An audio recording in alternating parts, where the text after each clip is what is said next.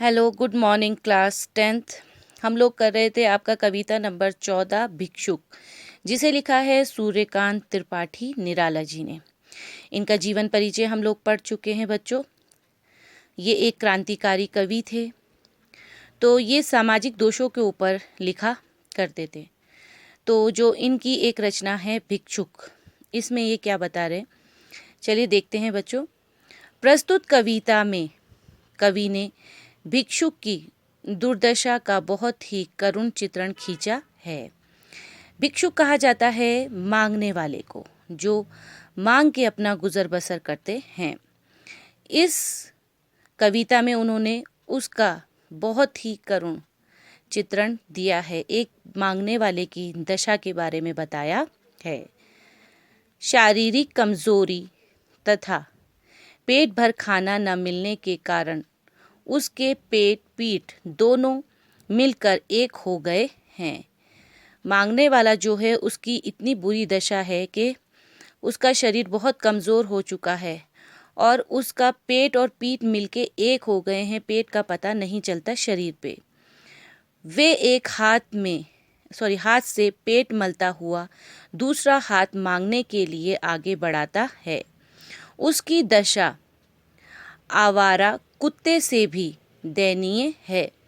एक इंसान जो मांग के अपना गुजर बसर करता है, जिसकी हालत बहुत ही गंभीर बनी हुई है, एक हाथ से अपना पेट मल रहा है और दूसरे हाथ को उसने मांगने के लिए आगे बढ़ाया हुआ है, उसकी दशा ऐसी है जो एक आवारा कुत्ता होता है उससे भी खराब उसकी दशा बनी हुई है।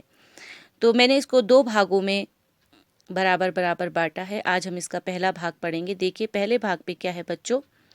वे आता दो टूक कलेजे के करता पछताता पथ पर आता, पेट पीठ दोनों मिलकर हैं एक, चल रहा लकुटिया टेक, मुट्ठी भर दाने को भूख मिटाने को, मुंह फटी पुरानी झोली का फैलाता, दो टूक कलेजे के करता पछताता पथ पर आता।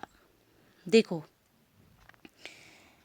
इसमें हमें कवि बता रहे हैं कि वो कहते हैं कि उस भिखारी की दयनीय दशा को देखकर हृदय के दो टुकड़े हो जाते हैं। मतलब भिखारी की हालत को देखकर कलेजे के दो टुकड़े हो जाते हैं, हृदय करुणा से भर जाता है, दिल रोने लगता है। वे भिखारी अपनी दशा पर पश्चाताप सा करता हुआ आ रहा है, अपनी हालत के ऊपर पछताता हुआ चला आ रहा है। भूख और दुर्बलता के कारण, भूख और कमजोरी की वजह से उसका पेट और पीठ दोनों मिलकर एक हो गए हैं। इतना कमजोर है कि शरीर पे, पेट और पीठ पे कोई अंतर महसूस नहीं हो रहा है। वे लाठी का सहारा लेकर चल रहा है, लाठी को पकड़ पकड़ कर आगे बढ़ रहा है। मुट्ठी भर दाना प्राप्त करने के लिए वे मुंह फटी झोली को फैलाए हुए है।